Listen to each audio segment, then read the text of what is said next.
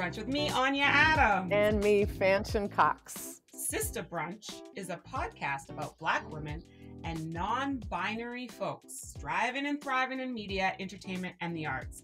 And we can't wait to share more stories with you over the next few weeks. Now, today's guest is a close friend. She's a close friend of mine. She's a close friend of Anya's. She's also a close friend of Sister Brunch, and we are so excited to have her, Ms. Cheryl Bedford. Cheryl is an NAACP Image Award nominee for Dark Girls. If you have not seen that documentary, What Are You Doing With Your Life? Go see it. It's so good and important. She's also a Baltimore native who holds a BFA from NYU's Tisch School of the Arts and an MFA in producing from AFI. Some prestige up in here. As a production manager, line producer, and producer, Cheryl has worked on countless film, TV, digital projects, including 17 independent features. She was the first chair of diversity development and a producing instructor at New York Film Academy in LA. She also formed her own company, Cheryl L. Bedford Productions, in January 2001.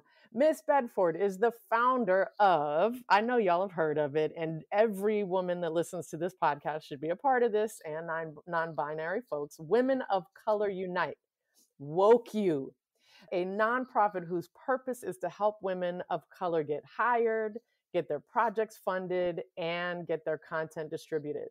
From the members of WOCU, Cheryl created the JTC list. The JTC list is a database of now 5,000 plus women of color above and below the line in entertainment. The list is named after her mother, Joan Teresa Curtis, an activist, a warrior, and Cheryl's biggest fan who passed away in 2016. We are so glad to have you on, Cheryl.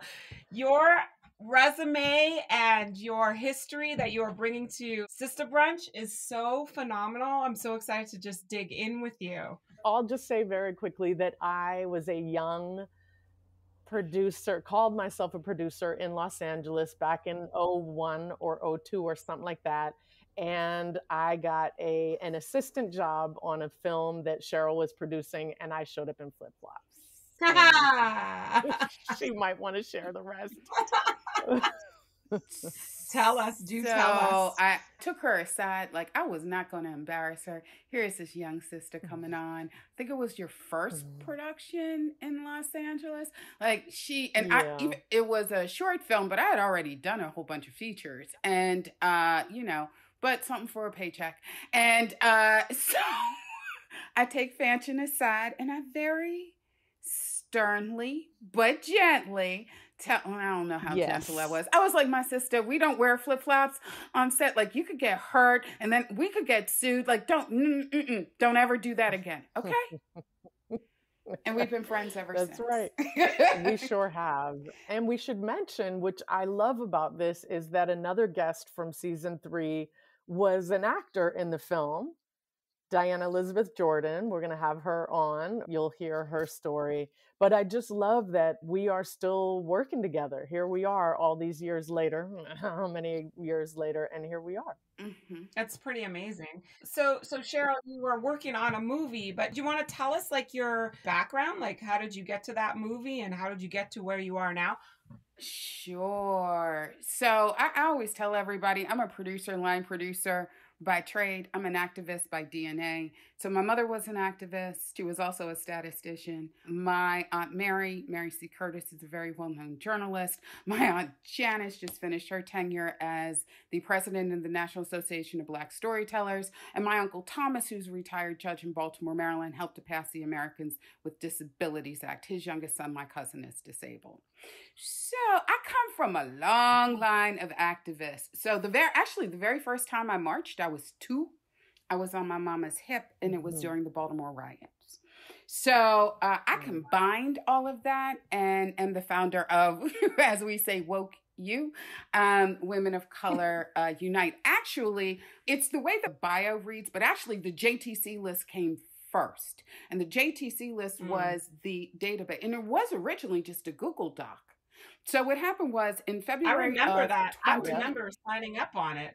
Yeah. Yes. So February 2018, the actor, Kelly Perrine, he and I are very, very good friends. Kelly lent me his beautiful house in Los Feliz. And I just got together all the women of color that I knew. And they could invite other women of color. So 50 became 75, 150 women of color showed up. And I remember the exact number, 93 signed up. Everybody else would have, but Teresa Giacino was the one signing people up. She was like, can I eat? I just wanted to get us all in the same space. So, and everybody there, the valets were women of color. The caterer was a woman of color. Like the sommelier was a Black woman. Like I just got everybody in the same space and used my tax return to pay for it. And it was, Teresa Giacino also at the time was writing for the Mary Sue, and she wrote about it. And she said something happened in that room. There was something, it literally was a moment that became a movement. And so that event went really, really well. It went so well. Everybody was like, we have to do it again. We have to do it again. And at the time I was working at Awesomeness TV, and they had this big, beautiful building in Santa Monica, and they lent it to me. And so in April, it was us and our allies, and something else happened. And it was at that moment that I realized that all the lists in Hollywood, I'm just going to say it, are like phone books to white people. They're like, okay, I don't know what to do with this, right? Gregory Zide, our treasurer, has termed it, and director of operations, he termed it exclusion by familiarity. Didn't go to school with any, don't work near it, don't live, don't golf. So, but that, in that event, people got hired, and I was like, that's it. That's it. The only way to get people hired, their projects funded. Amazing. I love it. And their content distributed was to get those in the same room. It was that moment. And so by the end of the year, and actually some of the, I say the worst advice I ever got was from Marva Smalls, the Chief Diversity Officer at Viacom. She said, stand on your own 2 feet. Come out as a nonprofit, like come out standing on your own 2 feet. Nobody had really done anything like this before. I think Brown Girls Doc Mafia was about 6 months before us. Women of Color Filmmakers was 6 months behind us, but nobody had done anything like that before. And so she said, come out standing on your own 2 feet. That very first invitation in February 2018 said women of color, ... and then all caps unite. That is where the name actually comes from. So that's why the JTC list is named that, and women of color unite. And I say the best, worst advice, because she was right as far as like coming out, standing on our own 2 feet. Nobody told me that I would spend $60,000 to keep it running. Basically, WOCU ran on my 5 credit cards until until the pandemic. And it was because when we came out standing on our own 2 feet, there was this thing that I decided to do. And here's the funniest thing. Everybody gave me pushback. Everybody gave me pushback about this. I did not want to charge the members. I didn't want to charge them for anything, because I've been in Hollywood since 1990, and all of the other, I'm just going to say it, white female groups like Women in Film and so forth and so on, these are things that a lot of people can't afford. And if women of color make so much less money, why are you charging us the same fucking thing? Oh yeah, by the way, I curse a lot. Why are you charging us the same fucking thing? And so it was really important to me to not charge them for anything, ever. And there's only one way you can do that when you're brand new, and that's to pay for it yourself. So though, thank you, Black Jesus. WOCU does not need my 5 credit cards yet. It still has not, it hasn't made enough money to actually pay me back. I'm just glad I'm not hemorrhaging money anymore. And that really, here's what I know. This industry should be fucking ashamed of itself, because it wasn't until the deaths of Ahmaud Arbery, George Floyd, and Breonna Taylor that all of a sudden we started getting in donations. And I asked the women of color to donate what they can, when they can, but we make so much less So it was not self-sustaining. But after that, then we started getting in large donations just from individuals, from a few companies. I'm not even going to say, you know, the studios. The studios have come in and production companies when we have events. But even those, there was never enough money. It still came out of my pocket, right? Like the Auntie Brunch, the Fanshen was that. Like all of those, the gala, all of that, we never got in enough money to pay for it. It always, the majority of it always ended up, I'd say a quarter to a half, still ended up on my credit cards, which is why Fanshen, I remember the Auntie Brunch, she's like, oh my God, this is fantastic, smile. And I'm looking at her like, I'm just fucking trying to figure out how I'm going to pay off the credit cards. Because the worst part about paying off the credit cards was that after Awesomeness TV, I had all these jobs lined up, but I started making a lot of noise, and they systematically started going away. Like it was like people wanted to talk about diversity, equity, inclusion, but only up to a point. And I think they were like, yeah, we don't want her at our company, like, because she's going to hold our feet to the fire. This is Sister Brunch with Fanshen Cox and Anya Adams. Stay tuned for more of our conversation with our incredible guest, producer and activist, Cheryl Bedford.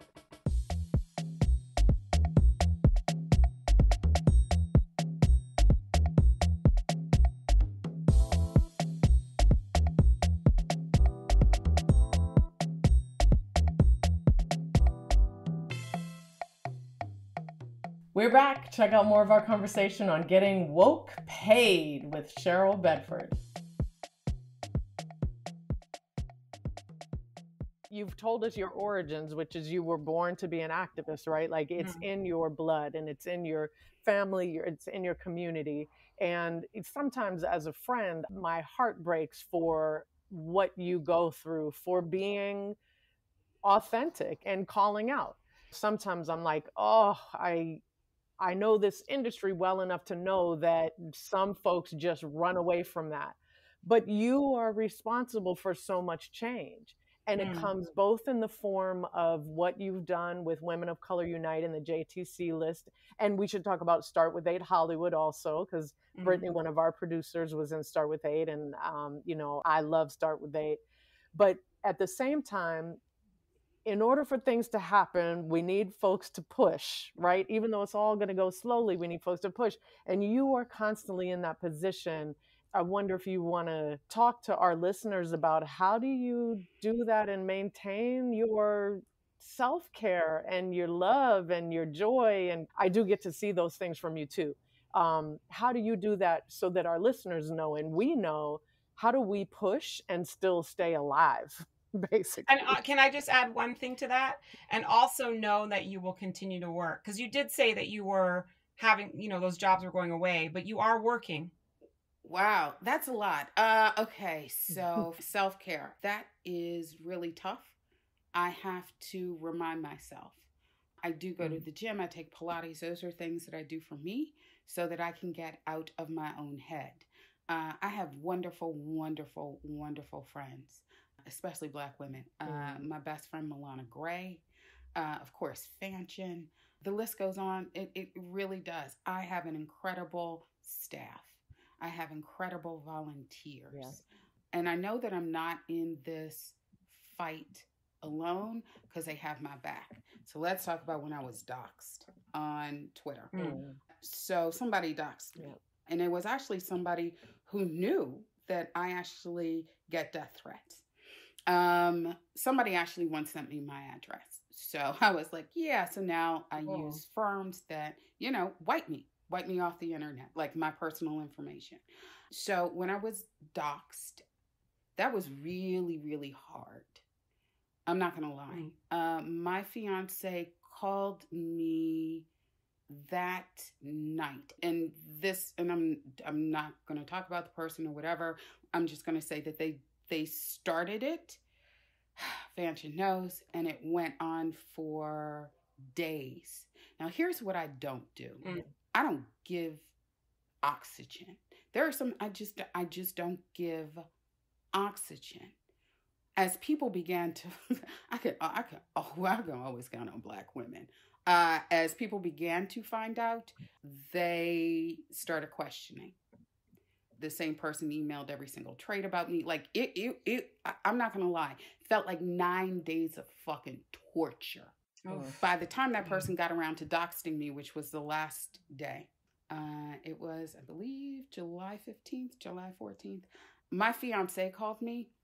And he is actually moving in, but he was on a big construction job up north, which is where he's been since the pandemic. He drove down at 4:30 in the morning. When he called me that night, he said he had never heard me cry that hard. He said, even when your mother died, and my mother was my best friend. Wow. And he's like, you weren't coherent. And I wasn't, because I did not know that he's told me, I told you I was going to drive down. And I was like, I don't remember. I got a call at 4:30 in the morning with, baby, I am on my way. And he actually helped me move out of my house for a few days. Like, we went to a hotel. Wow. That was one of the hardest things that I have had to deal with. Here's the thing. Again, I could count on Black women. That person had to actually shut down their own Twitter account for a little bit or make it private, because Black women were like, oh, no. Let me tell you what we're not going to do. I love them. As far as work goes, no, I still don't work steady. I remember that January 2020 that I'm talking about, and later on that month was, all these jobs were disappearing. And I remember sitting in my car, in my garage, at 53 years old, I'm now 55, 53 years old, crying. And I was like, I gotta call my family and borrow money. Like, that hasn't happened to me in 25, 30 years. And I heard my mother in my head, because my mother was the most logical person I'd ever come across. She's like, yeah. So dry your tears and just be happy you got a family who can lend you the money. Like, it's okay. Like, think about what our ancestors went through. Think about what everybody else went through. Think about what I went through. Think about the fact that your grandparents, when my Uncle Thomas and my Uncle Tony, God rest his soul, were arrested. My grandparents put up their house when they were arrested during the Civil Rights Movement. She's like, this is nothing. Ooh. And sure enough, I stopped crying. I was like, damn, all right, my shit. I called up my Aunt Janice. My Aunt Janice is like, yes, so why are you upset? What you need? My Aunt Mary was like, I hear you need something. You okay? My cousin Carrie was like, what you need? Like, my entire family. I was like, oh, that. Like, they got my back. They always got my back. So in that moment, I was like, oh, yeah. So each time something happens, each time I'm like, ooh, is this one going to break me? I am reminded about who has me. I am reminded whose shoulders I stand on. I'm reminded that in reality, though it is difficult, this is nothing compared to what our ancestors went through. So I'm good. Like, I'm good. I know it is so incredible to watch all the women that you are responsible for nurturing. Again, like Start With A, through the JTC list, women are getting hired. Women are doing well. These women are doing well. You did an incredibly successful horror film competition, and Tanana Reeve was one of the judges. And this doesn't take away from the shitty fact that you are not working because you should be. But I think being realistic about it, which is that when you are calling the industry out, they should be hiring you and saying thank you. But instead, we should all know that that means that you will be limited in that. But the treasures you get from the incredible success that you are part of, and all of these women, I know that's at least part of the reward for doing the work. Yeah, you're right. What you're saying is, Cheryl, like, it takes balls balls For real. to do what you've done. And most of us don't. And because of what happens, because this industry is very much like a high school. Here's what I'm going to say. Yeah, is it very much like high school? Yes, it is. But even, how can I put this? First of all, yes, the reason I do it, I could read you Diana Romero's post, which would explain why I do it. And she is a woman of color with disabilities. And she posted something on Facebook that happened through Start With 8. It's the reason I do it. It's hope. So let me explain. Start With 8 was a Twitter movement that we turned into an actual program. Shout out to Manon de Reaper. It is her secret sauce forms that our mentees and our mentors fill out. And then she and Jasmine Green currently are the ones who match everybody. We've had additional volunteers for it, for Start With 8, but it really is Manon de Reaper. I call her my co-founder. So we've done 3 rounds in Hollywood, 1 round in the UK, 1 round in Canada, and gotten almost 2,000 women of color in 3 countries mentors, which have led to amazing people getting hired, projects getting funded, content getting distributed. And the funny thing is, I'm trying to think of the money that has been specifically donated for that program. I'd say roughly it's between 25K to 40K maybe. Like Gregory have to do the amount for all of that work. And if you think about the fact that we did it in 18 months. Here's why I think it's easy for me to call stuff out, because it's a lie. It's a lie. So Fanshen knows this. I am not a fan of diversity programs. I'm just not. Because it's like, let's have 5,000 people, 5,000 marginalized people fight to the death for 25 spots in this program, that program. I have a friend of mine, Karamu Kush, who's done them all, still can't get work. Let's be very, very clear. It wasn't until after the rebellion that all of a sudden they were like, oh yeah, we should probably help people get hired. Like that was when you decided. That was the moment you decided. And these programs have been around 30, 40 years. So here's why it's easy, because the entire lie of meritocracy the entire idea of meritocracy is a big fat lie. Because if that were true, I would literally have all of Viacom's diversity money, all of Warner Media's diversity money. Like I would have, because here's the thing, I win. WOCU wins. 2,000 women of color in 18 months. I win. So here's the thing. I want all your money. Quit your jobs. I also feel like what you're saying about these diversity programs in a kind of more minor, like specific area for directors, the whole idea of, we've talked about this a little bit before, Fanshen, but I think it really feeds into what you're saying, Cheryl, the idea that, come and shadow us. This like thing where I'm like, I'm going to give you this opportunity to watch me work.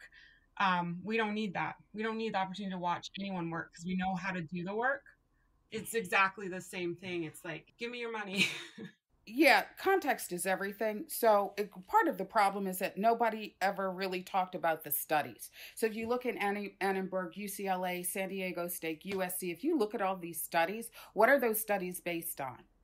200 films. What do they all have in common? They're union. It is not a pipeline problem. And the next person who tells me it is a pipeline problem, I'm literally going to scream. It is not a pipeline problem. It is a hire my black ass problem. It is the fact that only 10% of women of color working in entertainment belong to a union, a guild, or a trade organization. Why? Because you have kept us out because of the fees. You have pushed us to the margins. It is not a fucking pipeline problem.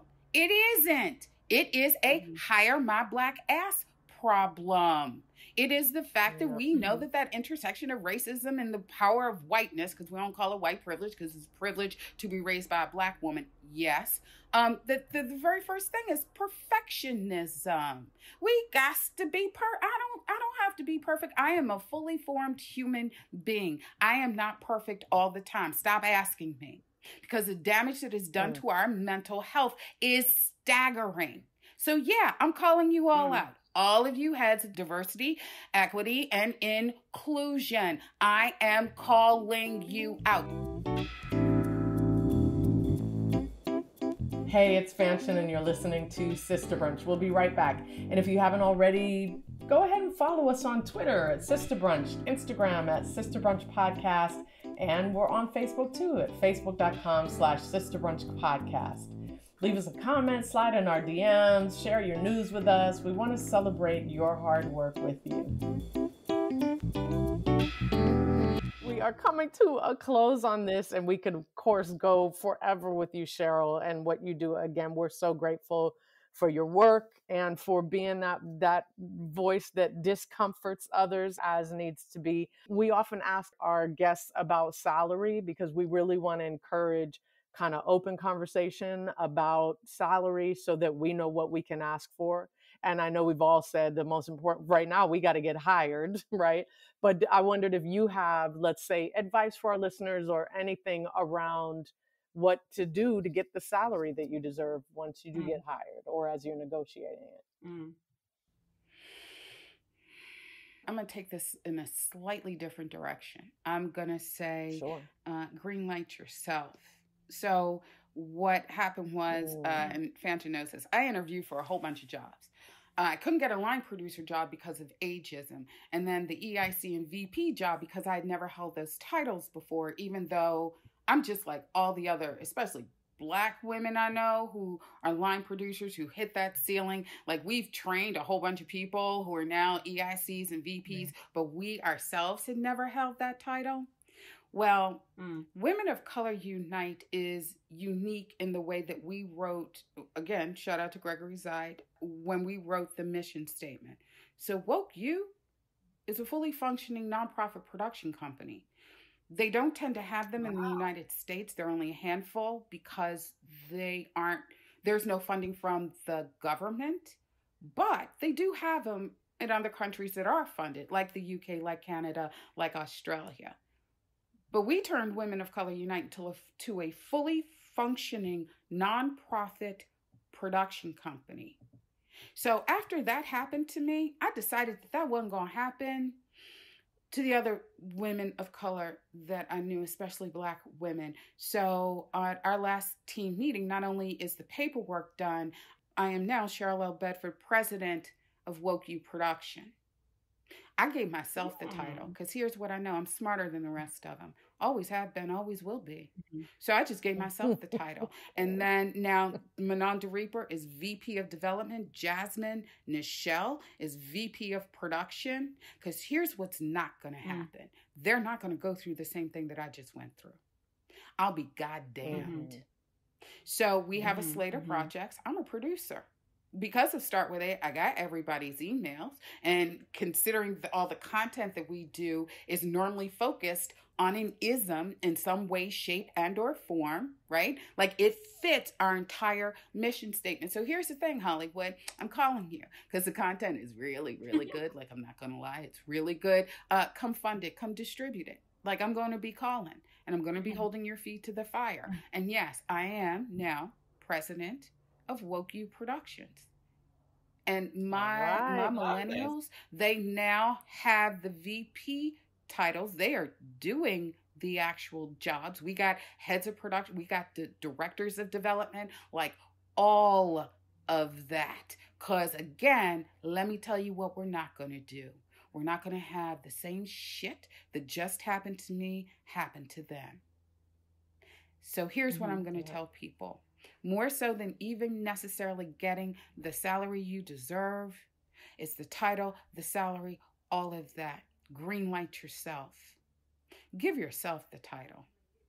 Don't necessarily wait for other people to do it. And that's what I just did. So, yeah. So I'm announcing it here. Love it. WOCU Productions. We're actually going to do a press release. I don't know where it is. And here's the last thing that I'm going to say. My bio now says 5,000 women of color because we just hit 5,000 members. So, yeah, I'm just going to keep doing it. Like, I'm not going anywhere. I've been in this town for 30 years. Nobody ever deemed me worthy. I was female. I was young, black, dark-skinned, fat. Like, nobody ever deemed me worthy. And here's the thing. I'm still here. So here's what I'm going to say to all those people that I met on the way up who are VPs and stuff, who now I have to talk to. Well, they actually have to talk to me. How do you like me now? Shit. I feel like we need a mic drop music. I was gonna say, I know what the headline will be for this episode. How you like me now? How do you like me now, Cheryl? Thank you so much, sis. The kind of variety of voices we have on here is so important. The strength that you bring, that everybody on here can get called out because you stay pushing. And that's what needs to happen. You stay pushing. But we wish for you all the self-care. We're excited about your upcoming marriage, and knowing that you're surrounded by friends and family, and that how important that is lovely too. So thank you so much, Cheryl. Yes, thank you, Cheryl. Congratulations on crowning yourself too. I think this is amazing. Yes. And thank you for your honesty. This episode is definitely like one where there was no beating around the bush, which is appreciated. It was really great. We have always believed that Hollywood existed and the lack of transparency and the lack of accountability. So I'm always going to be transparent. I'm always going to be accountable, and I'm going to demand the same from Hollywood. So that's it. I want to thank you, Anya. It's wonderful. We haven't been in the same space in a long time together. And Fanshen, you my girl. You my sister. So I love you both. We love you. We love you, Cheryl. Thank you.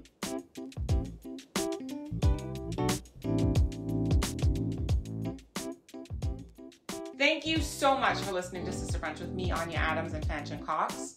That was our conversation with Cheryl Bedford. Go to sisterbrunch.com to find out more about her projects, and where to follow her on social. Follow us on Instagram at Sister Brunch Podcast. We're also on Twitter at Sister Brunch, and on Facebook, facebook.com/Sister Brunch Podcast. Hey, have you got a question for the Ask Sister Brunch segment? Visit sisterbrunch.com to fill out our questions form, and we might just read your question on the air. Also, you can sign up for our monthly newsletter to get job tips, viewing recommendations, and lots more. And also, don't forget to subscribe, rate, and review our show on iTunes or wherever you listen to this podcast. Your support means the world to us. Our senior producer is Sonata Lee Narcisse. Our show producer is Brittany Turner. Our executive producer is Cristobal Encia Boade. We acknowledge that the land we record our podcast on is the original land of the Tongva people, for those of us in Los Angeles. Take care, everyone. Can't wait to see you next time.